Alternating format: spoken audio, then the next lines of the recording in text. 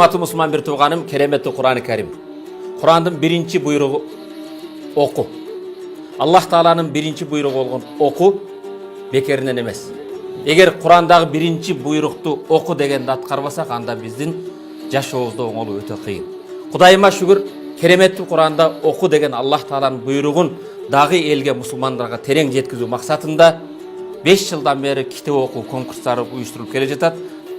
Негизги андан максат динибизди, пайгамбарыбызды, кереметтүү Кур'анды ошолордун катарында мазхабыбыз Абу Ханифа мазхабын, акыйдада Матуриди мазхабтарын терең жакындан билип үйрөнүү үчүн ушундай конкурстар уюштурулуп келе жатат. Жараткан Аллах Табарaka ва Таала уюштургандарга берекесин берсин. Биз да жакындан окуп, китеп окуп, Аллахтын биринчи буйругу болгон буйрукту аткарып, динибизди терең жакындан, пайгамбар саллаллаху алейхи ва саллям жакындан таанууду Аллах баардыгына насип этсин.